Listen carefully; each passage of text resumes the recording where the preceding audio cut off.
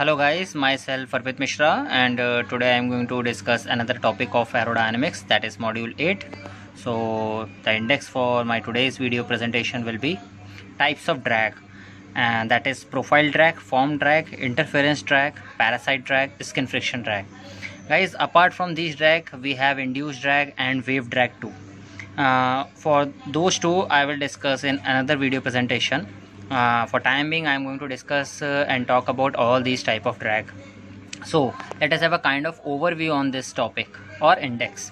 So पहला drag क्या है ये पता होना चाहिए हमें. ड्रैग मैंने जैसा कि बताया था आपको, ये पैरेलल कंपोनेंट होता है ऑफ किसी भी फोर्स का एक parallel component to what the free stream air.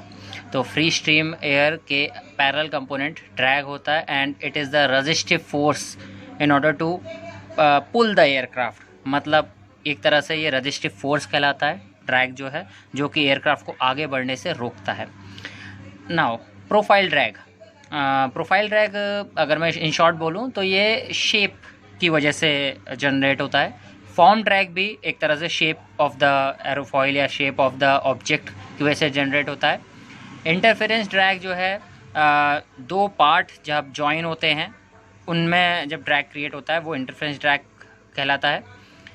और parasite drag non lifting part की वजह से होता है. Skin friction drag generally because of friction of air with respect to the object. अब हम टॉपिक वाइज देखते हैं अपनी फर्दर स्लाइड्स में. सो पहला प्रोफाइल ड्रैग.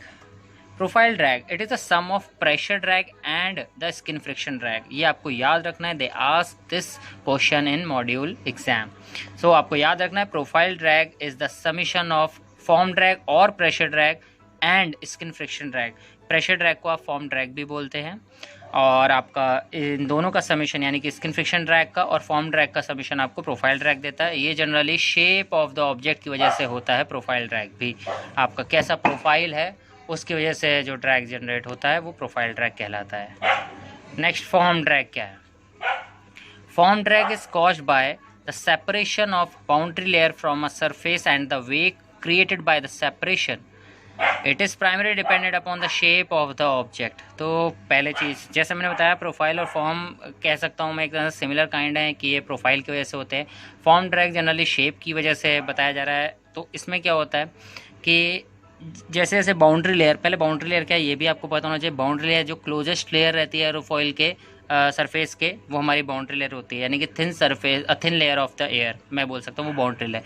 तो बाउंड्री लेयर सेपरेशन आपका जो होता है वो जो वेक रीजन को क्रिएट करता है, उस वेक रीजन के क्रिएट होने की वजह से जो ड्रैग क्रिएट होता है वो कहलाता है फॉर्म ड्रैग. तो फॉर्म ड्रैग आपका क्रिएट होता है because of the separation of boundary layer over the aerofoil surface and it is depend upon the shape of the object. ये मैंने आपको मेंशन किया, शेप ऑफ द ऑब्जेक्ट पे depend करता है. अब इसको रिड्यूस कैसे कर सकते हैं. इसको रिड्यूस करने के लिए आप स्ट्रीम लाइन बॉडी का इस्तेमाल करेंगे. अभी मैं अगले स्लाइड में आपको डायग्राम दिखाता हूँ तो बहुत अच्छे से समझ में आएगा. तो आपको याद रखना है फॉर्म ड्रैग को रिड्यूस करने के लिए आप स्ट्रीम लाइन बॉडी का इस्तेमाल करते हैं. स्ट्रीम लाइन बॉडी मतलब आपकी एरोफॉइल शेप, आप उसका इस्तेमाल करते हैं. अब ये डायग्राम आप देखिए. पहला डायग्राम में फ्लैट प्लेट दिखाया हुआ है. फ्लैट प्लेट पे आप देखिए फ्लो सामने से आ रहा है, यहाँ से ये फ्लो आ रहा है तो आपको दिख रहा होगा वो एक तरह से एकदम turbulent behaviour suddenly after the behind the plate आपको टर्बुलेंट फ्लो देखने को मिल रहा है. तो आप देख सकते हैं लार्ज वेक रीजन है तो लार्ज ड्रैग होगा. देन आपने देखा फ्लैट प्लेट को मैंने रिप्लेस किया एक स्फीयर से. स्फीयर स्टेशनरी है और स्फीयर पे आप अभी भी देखिए उसके शेप की वजह से क्या है फ्लो मूव हो रहा है और अगेन आपको वेक रीजन देखने को मिला. तो ये भी आप देख सकते हैं कि यहाँ पे वेक रीजन ज़्यादा है मतलब टर्बुलेंट फ्लो आ गया, टर्बुलेंट बिहेवियर आ गया. But as compare to flat plate आप देख सकते हैं कम है रीजन, वेक रीजन रिड्यूस हो गया. मतलब मैं फ्लैट प्लेट को एलिमिनेट कर सकता हूँ कि स्फीयर से. तो मेरे लिए फ्लैट प्लेट के कंपेयर में स्फीयर अभी के लिए स्ट्रीम लाइन बन गया. अब आगे बढ़ते हैं. अब देखते हैं नेक्स्ट मैंने इस स्फीयर के आगे एक स्ट्रीम लाइन शेप बना दिया. अब उस स्ट्रीम लाइन शेप में आप देखिए क्या हुआ है कि अब जो आपको फ्लो दिख रहा है सेपरेट होता हुआ उसकी डिस्टेंस और कम हो गई, यानी कि वेक रीजन अभी कम फॉर्म होने लगा. वो कम फॉर्म होने लगा, मतलब बिकॉज ऑफ दिस फेयरिंग। ये जो फेयरिंग हमने लगाई इसकी वजह से हमने देखा कम टर्बुलेंट फ्लो मिला हमें, और जो फ्लो मिला वो हमें मतलब एक तरह से क्या कहते हैं, हमें ड्रैग भी कम प्रोड्यूस करके देगा। अगेन अब मैंने क्या किया, अगले लास्ट डायग्राम में आप देखिए मैंने फ्रंट पे भी एक फेयरिंग लगा दी, मतलब अब मैंने एक प्रॉपर स्ट्रीमलाइन शेप बनाया जिसमें मैंने देखा ड्रैग फर्दर रिड्यूस हो गया।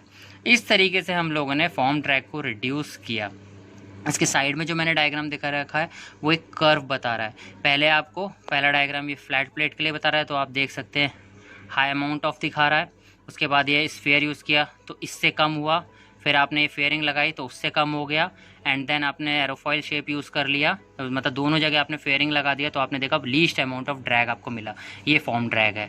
तो होप करता हूँ मैं ये कि ये डायग्राम आपको अच्छे से समझ में आ गया होगा, ये फॉर्म ड्रैग से रिलेटेड है। तो आप देख सकते हैं फ्लैट प्लेट से हम स्फीयर पे आए, स्फीयर पे हमने फेयरिंग लगाया एक साइड में, फिर हमने दूसरी साइड में भी फेयरिंग लगाया, तो हमें एक तरह से स्ट्रीमलाइन बॉडी अचीव हो गई और हमारा फॉर्म ड्रैग रिड्यूस हो गया। तो it totally depend on the shape of the object.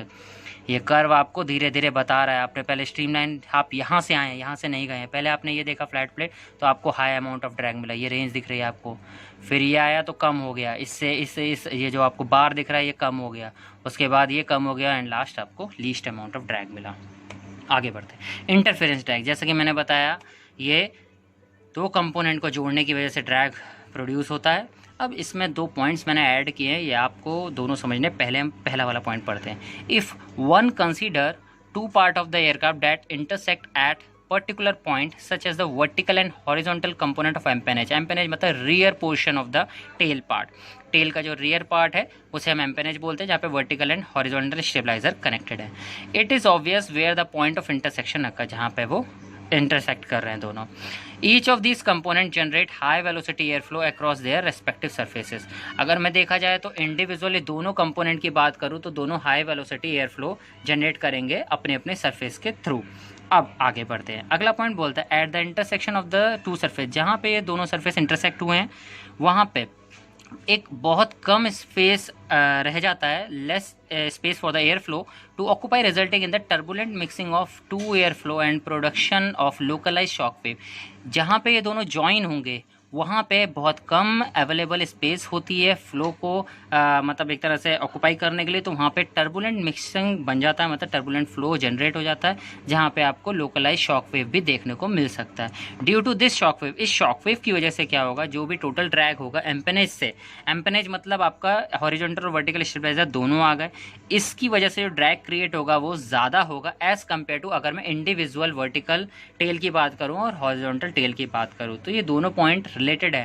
पहला पॉइंट आपको बता रहा है आपने मतलब आपने हॉरिजॉन्टल और वर्टिकल स्टेबलाइजर को मतलब कंसीडर किया है, दोनों को कनेक्ट किया तो वो एम्पेनेज पोर्शन बन गया। अगर इन दोनों को एक साथ कंसीडर किया जाए और फ्लो पास किया जाए और ड्रैग काउंट किया जाए तो बहुत ज़्यादा क्रिएट होगा।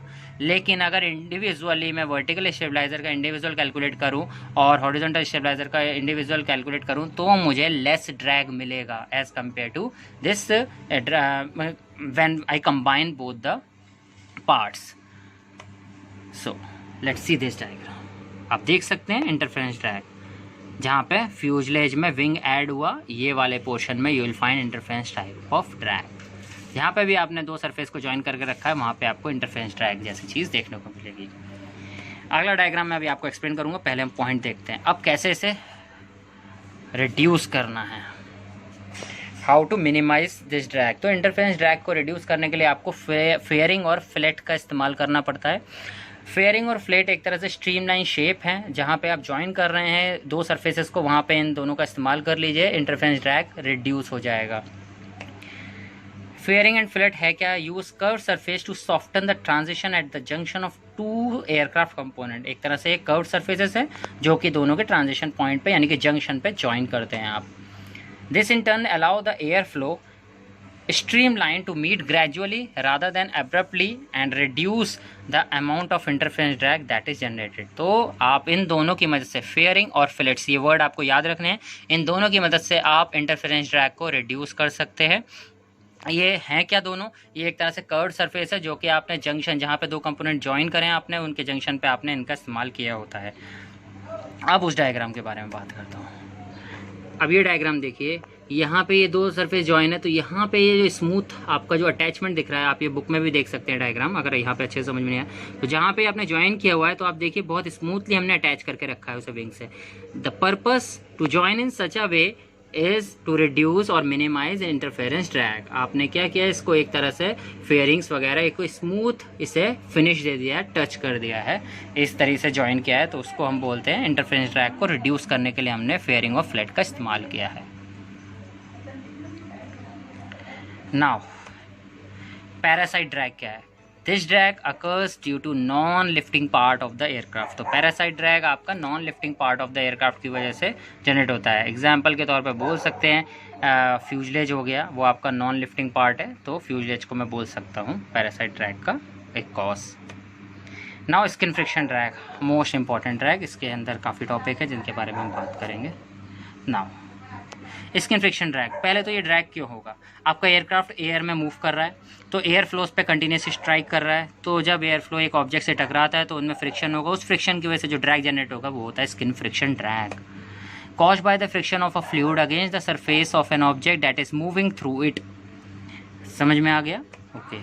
Now friction drag is created in the boundary layer due to the viscosity of air and the resulting friction against the surface of the aircraft. इस पॉइंट का मतलब क्या है? फ्रिक्शन ड्रैग जो है वो जनरली क्रिएट होता है बाउंड्री लेयर से, in the boundary layer, created in the boundary layer due to viscosity of the air. की विस्कोसिटी कैसी है उसके ऊपर डिपेंड करेगा ये फ्रिक्शन ड्रैग, उसकी वजह से क्रिएट होगा बाउंड्री लेयर के अंदर। And the resulting friction against the surface of the aircraft. Viscous effect और दूसरा फ्रिक्शन इफेक्ट, दोनों फ्रिक्शन ड्रैग को जनरेट करने में हेल्पफुल रहेंगे।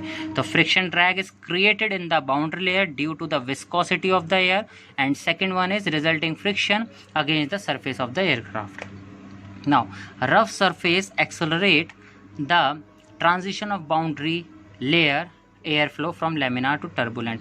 अब स्किन फ्रिक्शन ड्रैग देखिए, जहाँ मैंने बताया आपको एक एयरक्राफ्ट मूव कर रहा है एयर के अगेंस्ट, तो एयर फ्लो जो है स्ट्राइक कर रहा है ऑब्जेक्ट को, तो वहाँ पे फ्रिक्शन होगा, उस वजह से ड्रैग जनरेट होगा, वो हमारा स्किन फ्रिक्शन ड्रैग होगा।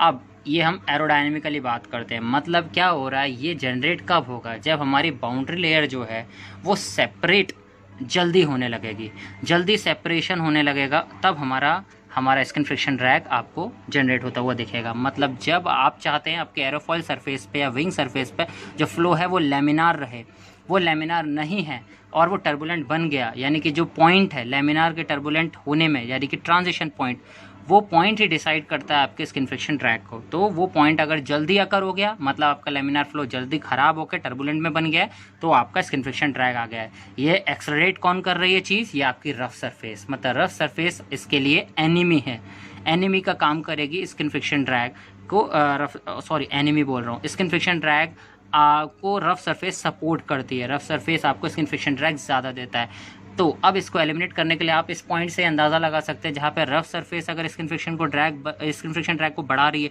मतलब मैं अगर स्मूथ सरफेस यूज़ कर लूँ तो ये रिड्यूस हो जाएगा। Now surface area and condition, मतलब अब हमें देखना है सरफेस एरिया और इसकी कंडीशन स्किन फ्रिक्शन ड्रैग को कैसे अफेक्ट करती है। तो पहला, by increasing the surface area of an aircraft it will increase the amount of boundary layer over the aircraft and produces a greater amount of skin friction drag. अगर आपने surface area बढ़ा दिया aircraft का, तो आप समझ लीजिए आपने बाउंड्री लेयर भी बढ़ा दी है एयरक्राफ्ट पे, दैट मीन्स आपका स्किन फ्रिक्शन ड्रैग जो है वो बढ़ जाएगा। तो सरफेस एरिया में अगर आपने इंक्रीमेंट किया तो आपको बाउंड्री लेयर में भी इंक्रीमेंट दिखेगा एंड हैंस आपको स्किन फ्रिक्शन ड्रैग में भी इंक्रीमेंट दिखेगा। अब इसकी कंडीशन के बारे में भी देखते हैं। The condition of the surface area will also have an effect on the amount of skin friction drag produced as the laminar layer near the front of the aircraft is extremely sensitive to the surface irregularities। मतलब जो airfoil यानी कि wing का मेरा जो surface है leading edge वाला, वो वहाँ पे जहाँ पे लैमिनार फ्लो है वो बहुत सेंसिटिव एरिया है, अगर थोड़ा सा भी इरेगुलरिटीज़ दिखी वो फ्लो डैमेज होने लगेगा, तो ये मैटर करता है। तो irregularities over the wing such as damage और contamination which alter the smooth flow over the wing will bring about an earlier और premature transition point increasing the amount of turbulent flow and skin friction drag. जैसा कि मैंने आपको बताया, आपके surface area की condition, यानी कि अगर वो डैमेज है, आपका जो विंग है वो समझिए कोई डैमेज हुआ है, तो इरेगुलरिटी हो गई वो हमारे विंग पे। तो अगर जो सरफेस एरिया यानी कि जो एरिया है अगर वो डैमेज वाला है, डैमेज है मतलब वो फ्लो को भी अफेक्ट करेगा, अगर फ्लो को अफेक्ट करेगा मतलब मेरे ड्रैग को सपोर्ट करेगा। तो इरेगुलरिटी का मतलब है अगर विंग में कोई डैमेज हुआ पड़ा है या कंटेमिनेशन कलेक्टेड है, तो वहाँ पे क्या होगा, जितना मेरा स्मूथ फ्लो होगा वो एकदम एल्टर होने लगेगा। एल्टर होने लगेगा मतलब लैमिनार से वो टर्बुलेंट बनने लगेगा। लैमिनार से टर्बुलेंट बनने लगेगा मतलब ट्रांजिशन पॉइंट मेरा पहले आ जाएगा अगर वो बाद में आने वाला था तो इस तरीके से टर्बुलेंट फ्लो अराइज हो जाएगा, जो कि स्किन फ्रिक्शन ड्रैग को भी बढ़ा देगा। Last point, it should also be noted that contamination by ice, snow or frost would not only result in an increased drag but also an increase in weight that require an increased lift in order to maintain level flight. Now consider, अगर contamination जो है हमारे wing surface पे मान लीजिए वो ice की वजह से है, स्नो या फ्रॉस्ट है, वहाँ पे वो सब जम गए हैं, तो वहाँ पे आपको सिर्फ ड्रैग ही ज़्यादा नहीं दिखेगा, अगर ड्रैग के साथ साथ वेट भी बढ़ जाएगा इस समय। और अगर वेट बढ़ गया मतलब अब आपको लिफ्ट भी ज़्यादा चाहिए in order to maintain the level flight. आपको लेवल फ्लाइट मेंटेन करने के लिए, लेवल फ्लाइट मतलब आपका lift should be balance by your weight and drag should be balance by your thrust. तो थ्रस्ट और ड्रैग बैलेंस होने चाहिए, लिफ्ट और वेट बैलेंस होने चाहिए। जब ये चारों फोर्स बैलेंस होते हैं मतलब आप मेंटेन कर लेते हैं अपनी लेवल फ्लाइट। वो मेंटेन कर ले, अगर आपका आइस, स्नो और फ्रॉस्ट जैसी कंडीशन यानी कॉन्टेमिनेशन विंग पे जमा हो चुके हैं और तो ये ड्रैग भी बढ़ाएंगे, ड्रैग के साथ साथ वेट भी बढ़ाएंगे, और वेट बढ़ाया तो आपको ज़्यादा लिफ्ट की ज़रूरत पड़ेगी आपकी लेवल फ्लाइट को मेंटेन करने के लिए। Now what is the effect of forward speed on skin friction drag? तो an increase in relative speed of the air flow over the wing will cause airflow to change from laminar to turbulent at an earlier point। मतलब यहाँ पे आप इसी point से आप समझ लीजिए, बोलता है लेमिनार से टर्बुलेंट हो जाएगा जल्दी। अगर ट्रांजिशन पॉइंट पहले आ गया मतलब ये क्या कर रहा है, स्किन फ्रिक्शन ड्रैग को बढ़ा रहा है। मतलब फॉरवर्ड स्पीड आप अगर बढ़ाते हैं, अगर आप relative speed of the air flow बढ़ा देते हैं तो आप देखेंगे आपको स्किन फ्रिक्शन ड्रैग भी ज़्यादा मिलेगा। As this will cause a greater part of the aerofoil to be covered in turbulent air flow, it follows then that the skin friction drag will be greater. तो इस case में आप देखिए skin friction drag भी ज़्यादा हो जाएगा। तो ये आपने इसमें देखा कि क्या हुआ, जो एरोफॉयल है मेरा, अगर वो पहले जो फ्लोज पे लेमिनार है वो अगर टर्बुलेंट बन गया किसी भी वजह से, यानी कि स्पीड बढ़ने की वजह से, तो उस केस में आपको स्किन फ्रिक्शन ड्रैग ज़्यादा देखने को मिलेगा। तो आपको इसमें इन शॉर्ट अगर मैं बोलूँ तो आपको आंसर याद रखना है, effect of forward speed on skin friction drag is if we increase the forward speed then we will get more skin friction drag. Now how to reduce this drag? अब इस फ्रिक्शन ड्रैग को reduce कैसे करना है, तो हमने एक point पढ़ा था जब आप देख रहे थे कि अगर रफ सरफेस में आपको स्किन फ्रिक्शन ड्रैग ज़्यादा देखने को मिल रहा था, तो आपने देखा स्मूथ बना देंगे सरफेस को, आपको स्किन फ्रिक्शन ड्रैग कम मिलेगा। Same friction drag can be reduce by delaying the point eight which laminar flow become turbulent. मतलब आप ट्रांजिशन पॉइंट को डिले कर दो, आपका स्किन फ्रिक्शन ड्रैग कंट्रोल में आ जाएगा, मतलब जहाँ पे वो लैमिनार से टर्बुलेंट बन रहा है। दूसरा point, this can be accomplish by smoothing the expose surface of the aircraft by using flush rivets. आपको ये वर्ड याद रखना है, आप फ्लश रिवेट का इस्तेमाल कर लीजिए on the leading edge and through painting, cleaning, waxing, polishing और the application of surface coating. अब इसका मतलब देखिए, यहाँ पे बहुत सारी चीज़ें लिख दी। सिंपल सी बात है, हमने एक पॉइंट देखा कि अगर सरफेस कंडीशन में हमने देखा कि अगर कॉन्टेमिनेशन है, आइस जैसा या कोई भी कॉन्टेमिनेशन या फिर डैमेज है, अगर उस टाइप का विंग सरफेस है तो ऑब्वियसली वहाँ पे स्किन फ्रिक्शन ड्रैग ज़्यादा दिखेगा। तो वो मैटर करता है, मेरे लिए मैटर करता है। तो मैं उस सब से बचने के लिए क्या कर रहा हूँ, पेंट प्रॉपर करके रख रहा हूँ, क्लीन करके रख रहा हूँ, वैक्सिंग है, पॉलिशिंग है, इस सब चीज़ों को, या सरफेस कोटिंग है, ये सब मैं करके रख रहा हूँ ताकि मेरा स्किन फ्रिक्शन ड्रैग कम होता रहे, ज़्यादा ना बढ़े। और फ्लश रिवेट का इस्तेमाल कर रहा हूँ उसको रिड्यूस करने के लिए, यानी कि मैं सरफेस को अपने स्मूथ बनाने की कोशिश कर रहा हूँ फ्लश रिवेट की वजह से।